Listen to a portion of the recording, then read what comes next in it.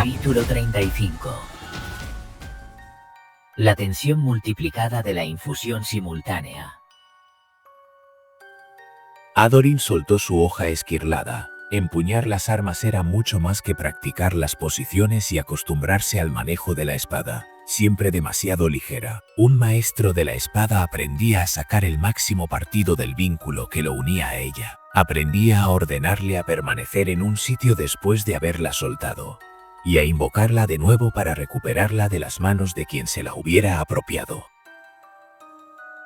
Aprendía que hombre y espada eran, en cierto modo, uno. El arma se convertía en una pieza del alma de su portador. Adolin había aprendido a controlar su hoja de esta forma, casi siempre. Ese día el arma se desintegró casi inmediatamente después de dejar sus dedos. La larga hoja plateada se convirtió en vapor blanco, manteniendo su forma solo durante un breve instante, como un anillo de humo, antes de explotar en una bajarada de retorcidas vetas blancas. Adolin gruñó de frustración. Caminó de un lado a otro por la meseta y extendió la mano a un lado mientras volvía a invocar el arma. 10 latidos. En ocasiones parecía una eternidad. Llevaba la armadura esquirlada sin el yelmo, que había dejado en una roca cercana, de modo que su pelo se agitaba con la brisa de la mañana. Necesitaba la armadura. Su hombro y su costado izquierdos eran una masa de cardenales. Todavía le dolía la cabeza después de habérsela golpeado contra el suelo durante el ataque del asesino de la noche pasada. Sin la armadura esquirlada, hoy no estaría tan ágil. Además, necesitaba su fuerza. No dejaba de mirar por encima del hombro, esperando que el asesino estuviera allí. Había permanecido despierto toda la noche, sentado en el suelo ante la habitación de su padre, con la armadura esquirlada puesta, con los brazos cruzados sobre las rodillas, masticando corteza rugosa para permanecer despierto. En una ocasión lo habían pillado sin la armadura. Nunca más. ¿Y qué harás?, pensó mientras su hoja esquirlada volvía a aparecer. Llevarla puesta todo el tiempo.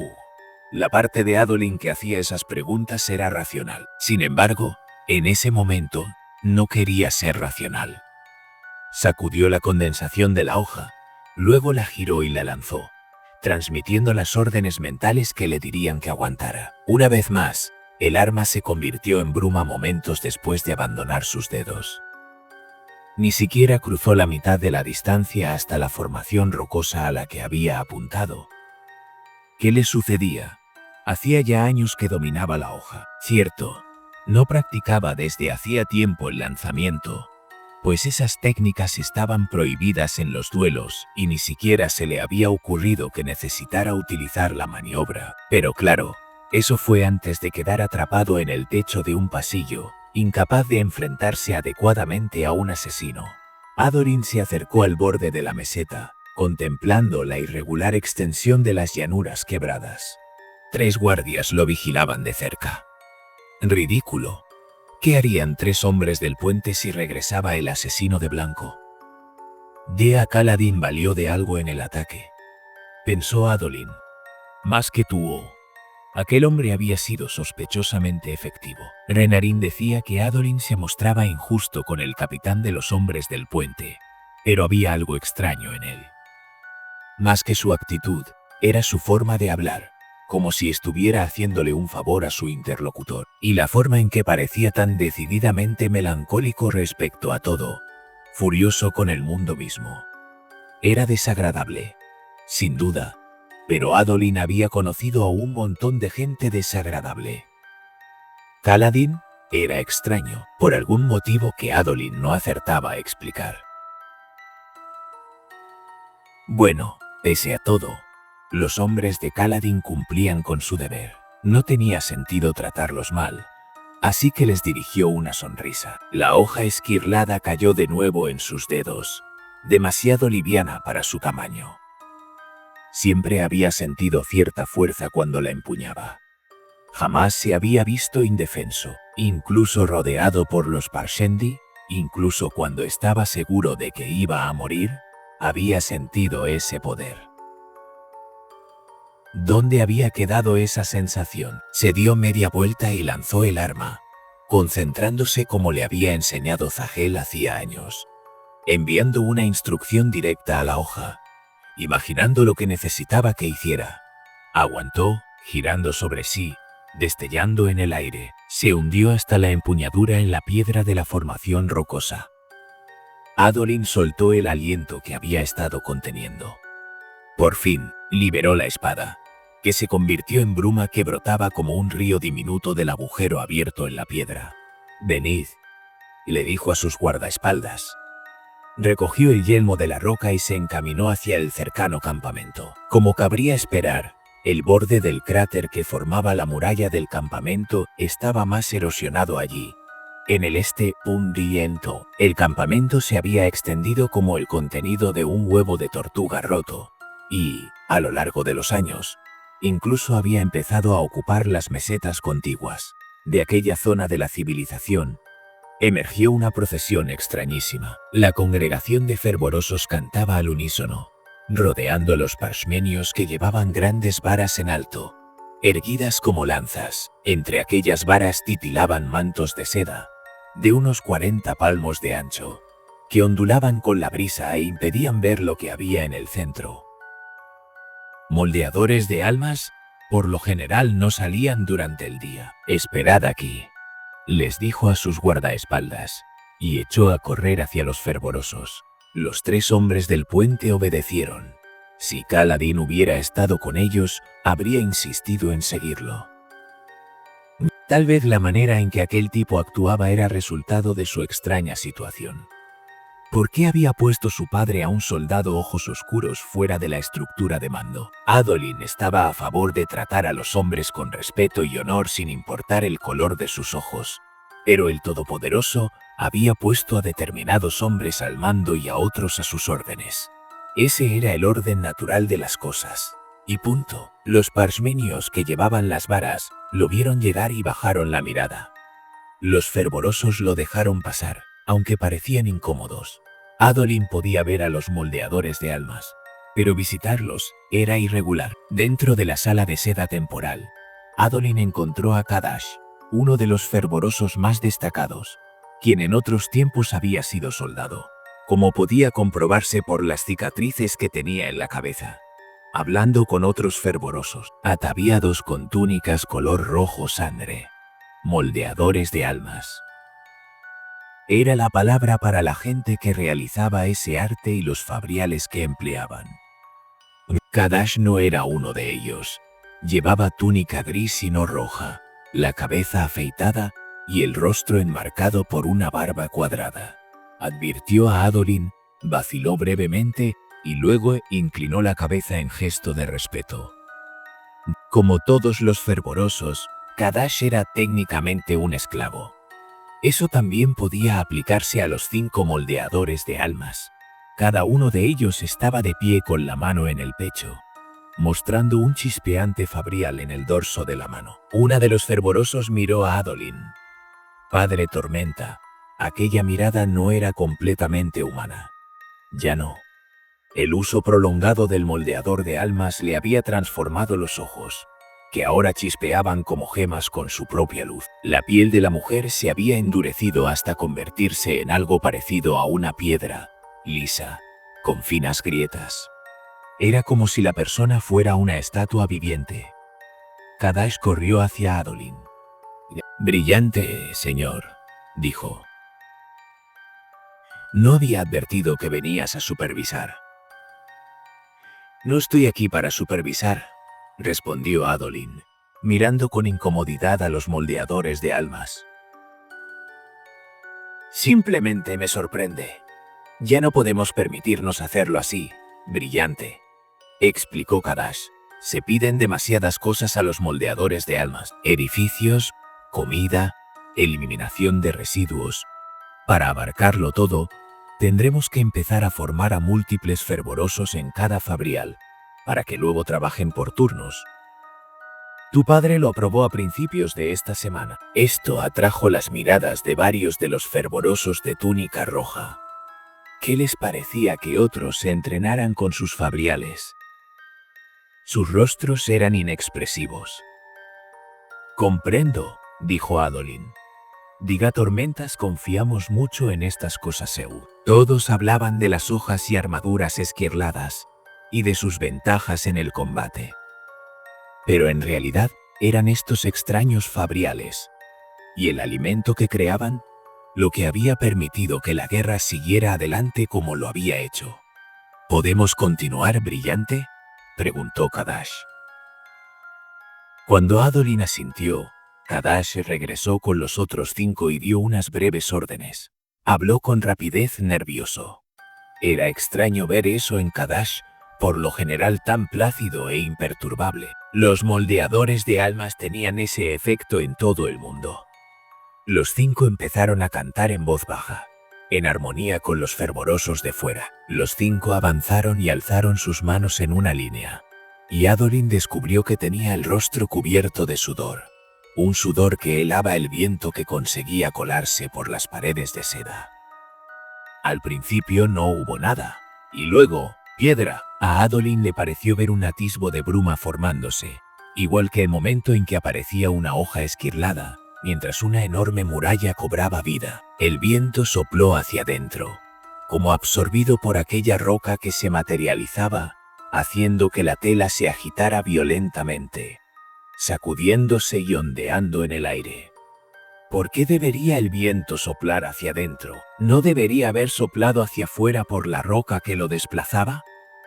La gran barrera bordeó la tela a cada lado, haciendo que las pantallas de seda se hincharan hacia afuera y se alzaran al aire. «Necesitaremos varas más altas», murmuró Kadash para sí. La muralla de piedra tenía la misma función que los barracones, pero esta era una forma nueva, plana por el lado que daba a los campamentos de guerra e inclinada por el otro, como una cuña. Adolin lo reconoció como algo que su padre llevaba meses intentando construir. «Un rompevientos», clamó. «Es maravilloso, Kadash». «Sí, bueno, parece que a tu padre le gustó la propuesta. Con unas cuantas docenas de estos, las cuadrillas de constructores podrán expandirse a toda la meseta sin temor a las altas tormentas». Eso no era completamente cierto. Siempre había que preocuparse por las altas tormentas, ya que podían levantar peñascos y soplar lo bastante fuerte para arrancar los edificios de sus cimientos. Pero un rompevientos bueno y sólido sería una bendición del poderoso allí, en las tierras de tormentas.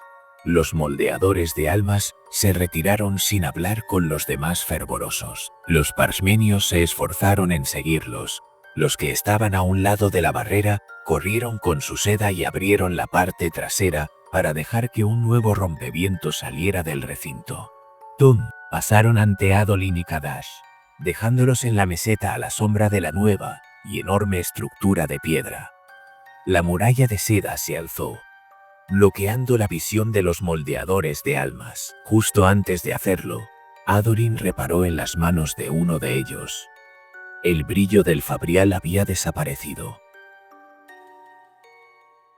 Probablemente una o más de las gemas que tenía dentro se habían roto. «Sigue pareciéndome increíble», dijo Kadash, contemplando la barrera de piedra. «Incluso después de todos estos años. Si necesitábamos pruebas de la intervención del Todopoderoso en nuestras vidas, esta lo es». Unos cuantos Glorispren aparecieron a su alrededor, dorados, trazando vueltas. «Los radiantes podían moldear almas, ¿no?», preguntó Adolin. «Está escrito que podían», dijo Kadash con cuidado. «La traición, el término aplicado al abandono de la humanidad por parte de los radiantes, a menudo era considerado un fracaso del borinismo como religión. La manera en que la Iglesia trató de hacerse con el poder en los siglos que siguieron era aún más vergonzosa». «¿Qué más podían hacer los radiantes?», preguntó Adolin. «Tenían poderes extraños, ¿verdad?» «No he leído mucho sobre el tema, Brillante», respondió Kadash. «Quizá debería pasar más tiempo estudiándolos, aunque solo sea para recordar los males del orgullo. Me aseguraré de hacerlo, Brillante, para seguir siendo fiel y recordar cuál es el sitio adecuado de todos los fervorosos. «Kadash», dijo Adolin, viendo retirarse la titilante procesión de seda. «Ahora mismo necesito información, no humildad. El asesino de blanco ha regresado». Kadash se quedó boquiabierto. «Los disturbios de anoche en el palacio. ¿Son ciertos los rumores?» Sí, no tenía sentido ocultarlo. Su padre y el rey se lo habían contado a los altos príncipes, y estaban pensando en cómo comunicárselo a todos los demás. Adolin miró al fervoroso a los ojos. Ese asesino andaba por las paredes, como si el tirón de la tierra no fuera nada para él. Cayó 30 metros sin herirse. Era como un portador del vacío, la muerte hecha forma. Así que vuelvo a preguntarte, ¿qué podían hacer los radiantes? Tenían habilidades como estas. Esas y más, brillante.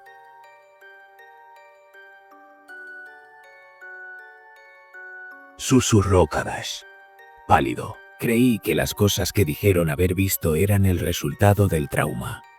Necesito saberlo, dijo Adolin. Investígalo. Lee, dime qué podría ser capaz de hacer esa criatura. Tenemos que aprender a combatirlo.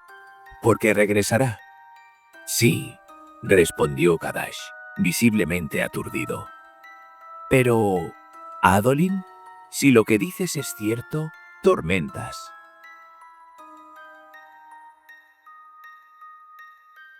Podría significar que los radiantes no están muertos. Lo sé, el Todopoderoso nos proteja. A Navan y Colin le encantaban los campamentos de guerra. En las ciudades normales todo resultaba demasiado desordenado. Las tiendas estaban donde no encajaban. Las calles se negaban a extenderse en línea recta. Los militares, en cambio, valoraban el orden y la racionalidad. Al menos, los mejores de ellos lo hacían. Sus campamentos lo reflejaban. Los barracones se encontraban alineados en filas ordenadas, y los comercios se confinaban a los mercados y no se hallaban en cada esquina. Desde su torre de observación, Navani podía ver gran parte del campamento de Dalinar, tan ordenado, tan bien pensado. Esta era la marca de la humanidad.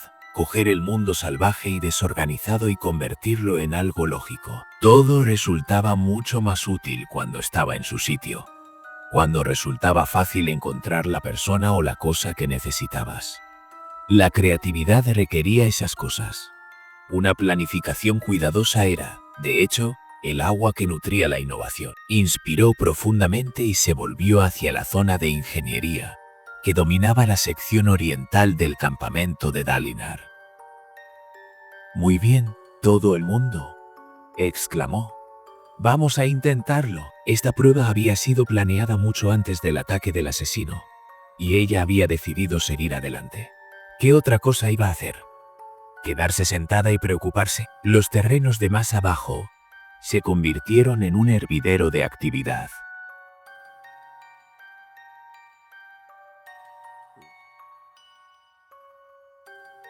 Su plataforma de observación tenía unos 7,5 metros de altura y le ofrecía una buena perspectiva de la zona de ingeniería. La acompañaba una docena de fervorosos y eruditos, e incluso Matain y unos cuantos predicetormentas. Seguía sin estar segura de qué pensar de esta gente. Se pasaban demasiado tiempo hablando de numerología y leyendo los vientos, unas habilidades que llamaban ciencia en un intento de evitar las prohibiciones Borin respecto a la predicción del futuro. Habían ofrecido su útil sabiduría de vez en cuando. Ella los había invitado por ese motivo, y porque quería vigilarlos de cerca. El objeto de su atención, y el sujeto de la prueba de ese día, era una gran plataforma circular en el centro de los terrenos de ingeniería. La estructura de madera parecía la parte superior de una torre de asalto que hubieran cortado y colocado en el suelo. La rodeaban unas almenas donde habían dispuesto muñecos, como los que utilizaban los soldados para las prácticas de tiro con arco. Junto a aquella plataforma había una alta torre de madera con un andamiaje por los lados. Los trabajadores subían y bajaban por allí, comprobando que todo funcionara. «Tendrías que leer esto, Navani», dijo Rushu, examinando un informe. La joven era fervorosa y no tenía ningún derecho a estar en posesión de unas pestañas tan sensuales ni de unos rasgos delicados. Se había unido al fervor para evitar las insinuaciones de los hombres. Una decisión poco acertada, teniendo en cuenta el entusiasmo con que los varones fervorosos se mostraban dispuestos a trabajar con ella. Por fortuna, también era inteligente, y Navani siempre podía encontrar utilidad para una persona inteligente. «Lo leeré más tarde», replicó Navani en un tono de ligero reproche. «Ahora tenemos trabajo». «Rushu. Cambió incluso cuando estaba en la otra habitación», murmuró Rushu, pasando a otra página. «Repetible y medible, solo ya más prende momento, pero con tantas aplicaciones potenciales». «Rushu», dijo Navani con un poco más de firmeza esta vez. «¿La prueba?» «Oh, lo siento, brillante». La mujer guardó las páginas dobladas en un bolsillo de su túnica, antes de pasarse la mano por la cabeza rapada, frunciendo el ceño. «Punto de Kale. Navani, ¿te has preguntado alguna vez por qué el Todopoderoso concedió barba a los hombres y no a las mujeres? Y ya puestos, ¿por qué consideramos femenino que las mujeres lleven el pelo largo? ¿No debería ser eso una tendencia masculina? Muchos de ellos tienen de sobra, ¿no?» «Concéntrate, muchacha», advirtió Navani. «Quiero que estés atenta cuando tenga lugar la prueba». Se volvió hacia los demás. «Eso va para todos vosotros. Si esta cosa vuelve a caerse al suelo, no quiero perder otra semana intentando descubrir qué ha salido mal». Los otros asintieron, y Navani notó que empezaba a emocionarse, olvidando por fin parte de la tensión del ataque de la noche. Repasó mentalmente los protocolos de la prueba, la gente alejada de los lugares de peligro, los fervorosos en las diversas plataformas cercanas, observando intensamente con plumas y papel para anotarlo todo. Las piedras infusas lo habían hecho, y repasado todo 3 veces. Dio un paso hacia la parte delantera de su plataforma. Se agarró con fuerza a la barandilla con la mano libre y la mano segura enguantada, y bendijo al Todopoderoso por lo útiles que resultaban los proyectos fabriles para acaparar los pensamientos. Había usado al principio para distraerse y no pensar en Yasna, aunque acabó por convencerse de que su hija estaría bien. Cierto, los informes decían que el navío se había perdido con todos los pasajeros, pero no era la primera vez que el desastre golpeaba a Yasna. Su hija jugaba con el peligro como un niño con un gremlino cautivo, y siempre salía bien librada. Sin embargo, el regreso del asesino, oh, padre tormenta, si se llevaba a Dalinar como había hecho con Gavilar, «Dad la señal», indicó a los fervorosos. «Lo hemos comprobado todo más veces de lo que es útil». Los fervorosos asintieron y escribieron, a través de vinculacañas, a los trabajadores de abajo. Navani advirtió molesta que una figura con una armadura esquirlada de color azul se había acercado a la zona, con el yelmo bajo el brazo, revelando una despeinada mata de pelo rubio moteado de negro. Se suponía que los guardias tenían que haber cerrado el paso a cualquier intruso, pero esas prohibiciones no se aplicaban al heredero del Alto Príncipe. Bueno, Adolin sabría mantenerse a distancia, o eso se suponía. Se volvió hacia la torre de madera. Los fervorosos de lo alto habían activado los fabriales que había allí, y en ese momento bajaban por las escalerillas laterales, desenganchando los cierres mientras lo hacían. Una vez estuvieron abajo, tiraron con cuidado de los lados, montados sobre ruedas.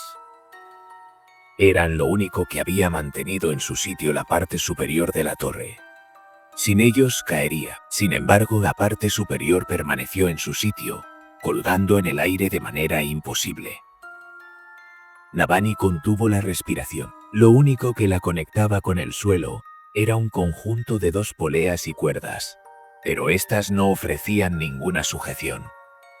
La sección de madera gruesa y cuadrada colgaba en el aire sin ningún tipo de apoyo. Los fervorosos que rodeaban a Navani murmuraron entusiasmados.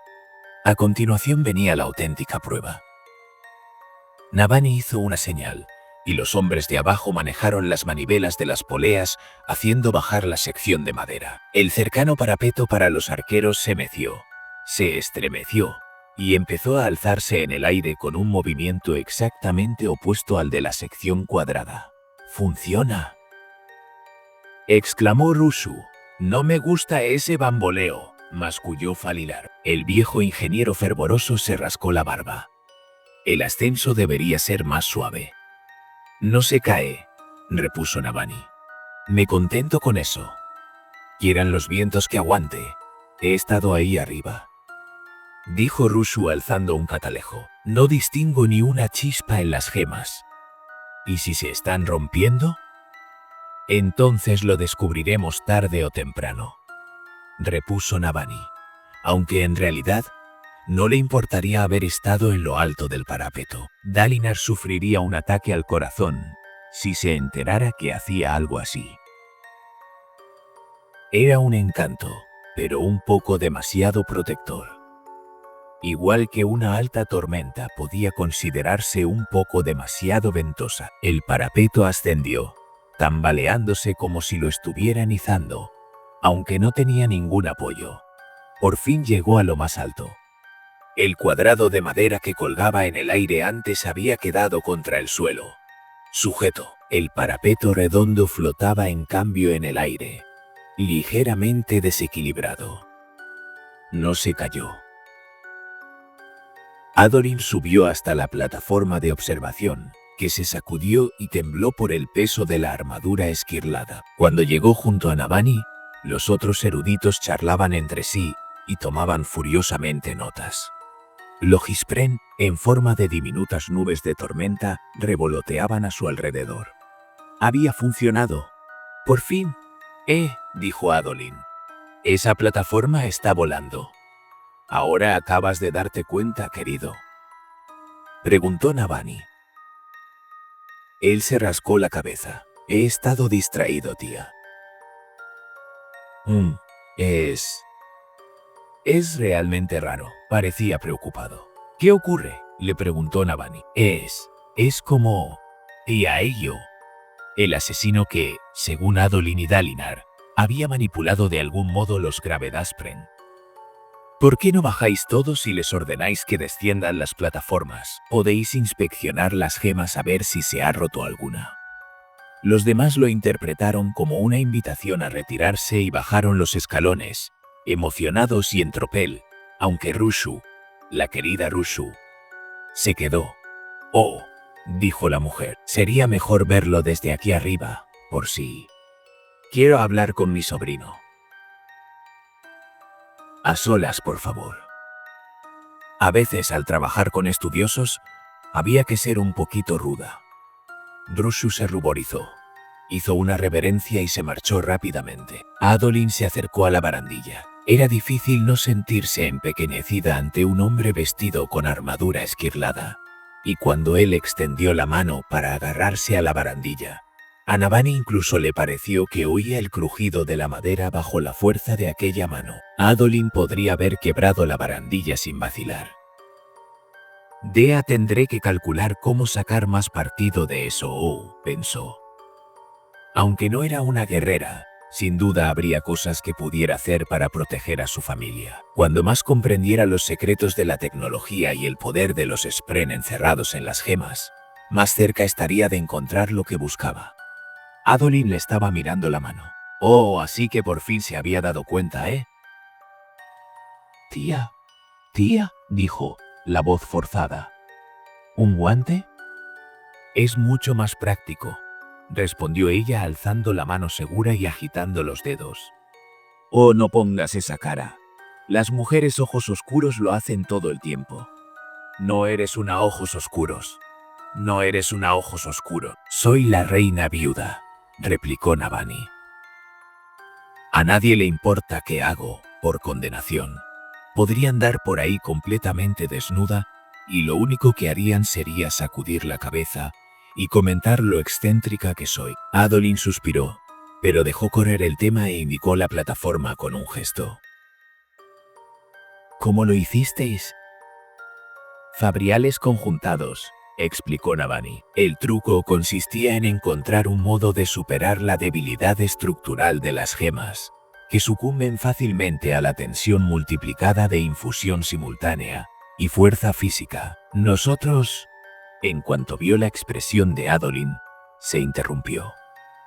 Su sobrino era un joven inteligente en lo referente a la mayoría de las interacciones sociales, pero definitivamente, la erudición no era lo suyo. Navani sonrió y pasó a una explicación más sencilla.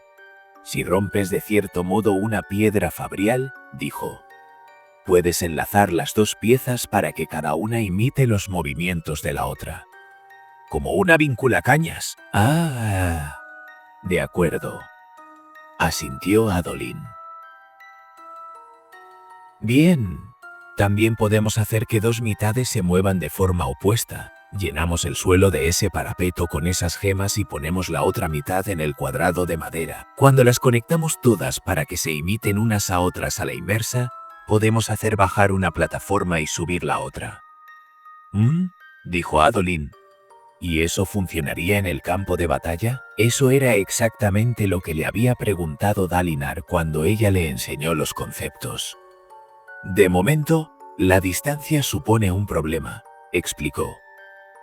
Cuanto más lejos estén las parejas, más débil es la interacción, y eso hace que se rompan más fácilmente. Cuando se trata de algo ligero como una vinculacañas apenas se nota, pero al trabajar con objetos pesados, bueno, probablemente podremos hacer que funcionen en las llanuras quebradas.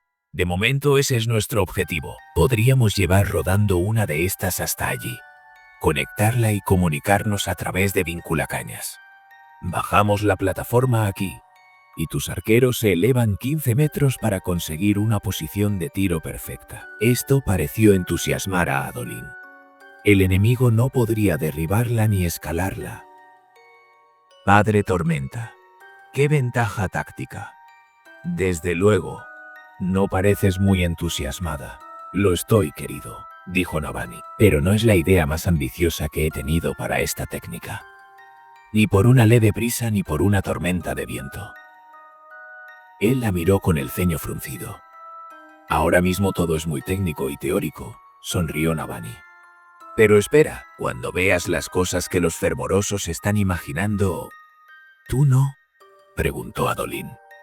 Soy su jefa, querido, dijo Navani dándole una palmadita en el brazo. No tengo tiempo para hacer todos los diagramas y cifras, aunque me pusiera manos a la obra.